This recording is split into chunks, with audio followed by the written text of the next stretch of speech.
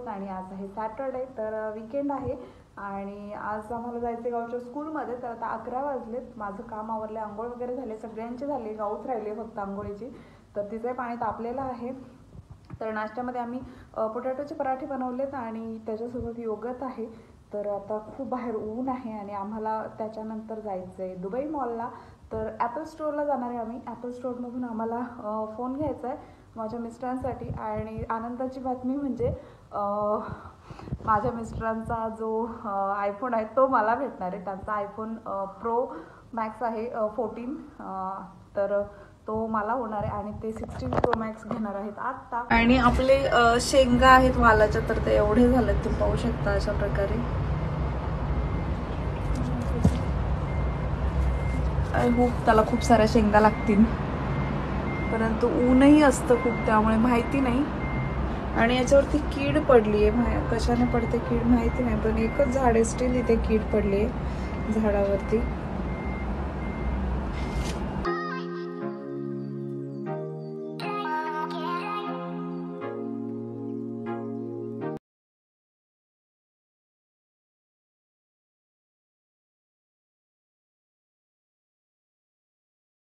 Hello, आणि आम्ही अशा प्रकारे चाललेलो आहोत दुबई मॉलला. तर ॲपल स्टोअरला जायचं तुम्हाला सांगितलं होतं. तर अशा प्रकारे सगळ्यांनी ब्लॅक घातलंय, राघवने, मी आणि गाऊने. माझ्या मिस्टरांनी नाही घातलंय फक्त.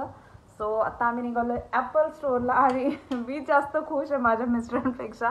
ॲपल स्टोअरला चाललोय आम्ही. तर चला तुम्हाला दाखवते दुबई मॉल. तुम्हाला माहितीच असेल मे बी, बऱ्याचदा मी दाखवलंय. आणि म्हणजे दुबई मॉल जगातला सगळ्यात मोठा मॉल आहे आणि जगातल्या सगळ्यात मोठ्या मॉलमध्ये सगळ्यात महागडा फोन म्हणजे आयफोन 16 प्रो मॅक्स. तर तोच आता घ्यायचा आहे आपल्याला.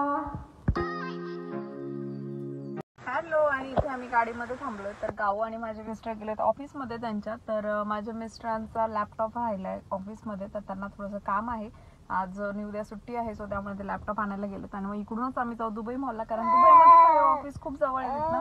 सो मग ते म्हटलं की आपण उद्या वगैरे जाणार आहोत, तर मग उद्याच घेऊ लॅपटॉप. कारण काल ॲक्च्युली त्यांची ऑफिसची पार्टी होती, क्रिसमस पार्टी. सो त्यामुळे त्यांना लॅपटॉप वगैरे तिकडे घेऊन जाता येत नव्हता. सो त्यामुळे नाही तर ते घेऊन येतात एव्हरी वीकेंडला.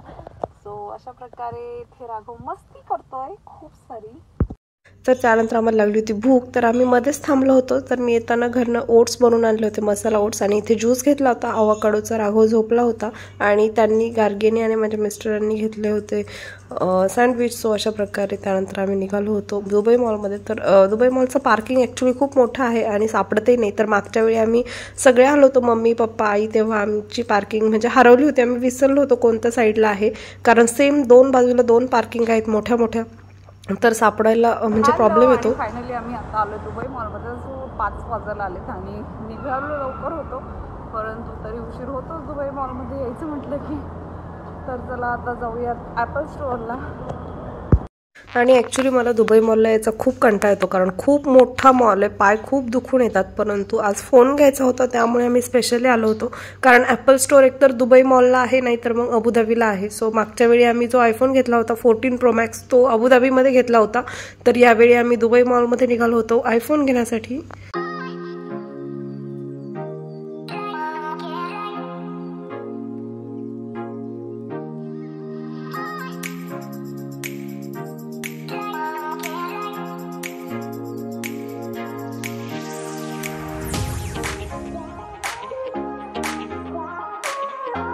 आणि अशा प्रकारे इथे आहे ॲपल स्टोअर. तर खूप सारे लोक होते फोन घेण्यासाठी, तर आम्ही फोन घेण्यासाठी आलो होतो.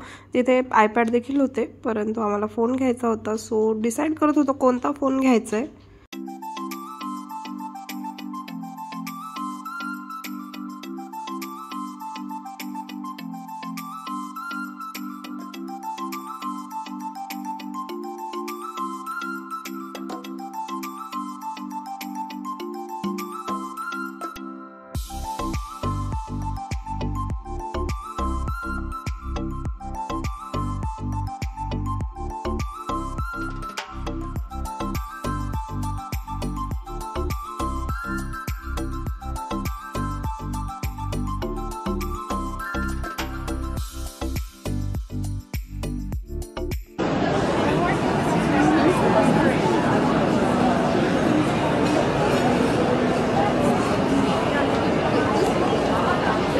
सगळे ॲपल स्टोअर सेमच आहेत ना? तिकडचं पण सेमच होतं, फक्त ते मोठं होतं जरा. Electronic? I mean, I get I can do both, but the electronic is like I insist you can. you have it. Yes, actually. And just for information. Okay, so you will charge me, right?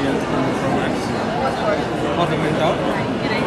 No. What I'm saying, tax is included in the price of iPhone. You will not be able to return the tax at the airport. That's fine. I mean,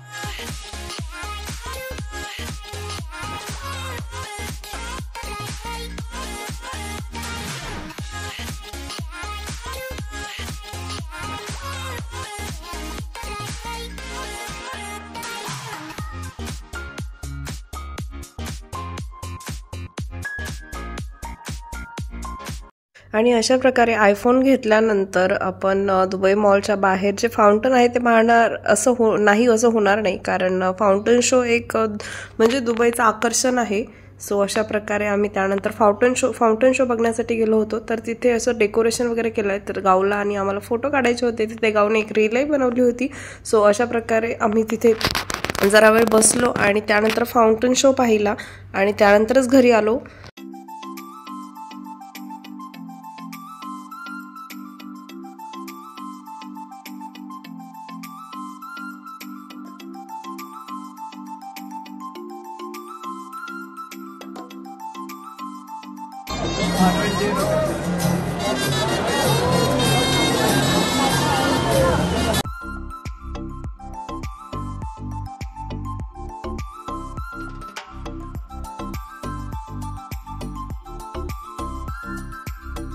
आणि मग त्यानंतर आम्ही घरी गेलो आणि बाहेरचं खाऊन कंटाळा होता. सो मग म्हटलं की आज घरीच बनवू. तर सकाळी मी छोले भिजायला घातले होते.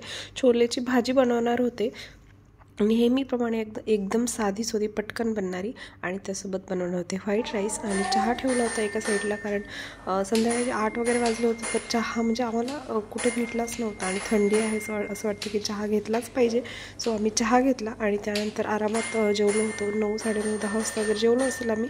तर अशा प्रकारे आमचं दिवसभराचं रुटीन होतं आजचं.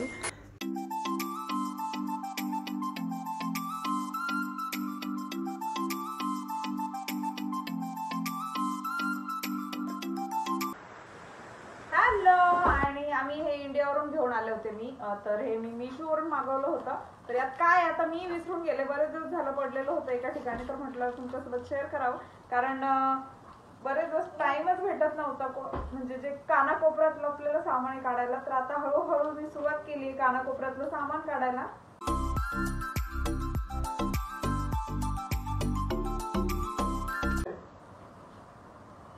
सो अशा प्रकारे याच्यामध्ये काय आहे तुमच्यासोबत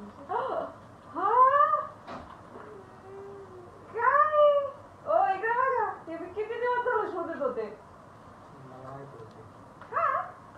सो अशा प्रकारे इथे फ्लावर्स वगैरे आहेत. तर हे मी मधल्या रूम मध्ये लावून देणार आहे. मधल्या रूम मध्ये माझ्या मिस्टरांनी जे पोस्टर लावले तर त्याच्या साईडला लावून देईन हे, आणि खूप छान वाटेल, फ्रेश वाटेल घरामध्ये. चला लावूयात.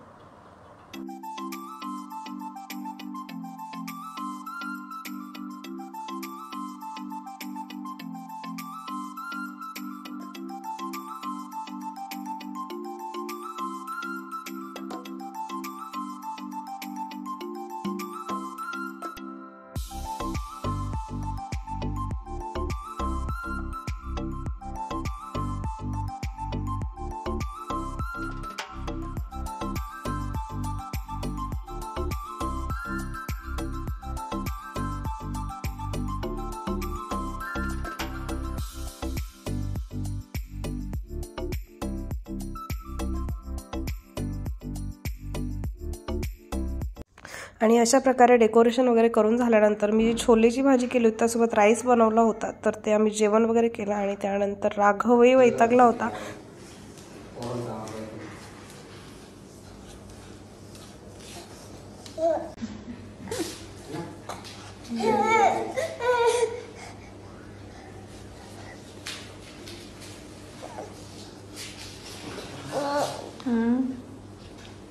हॅलो.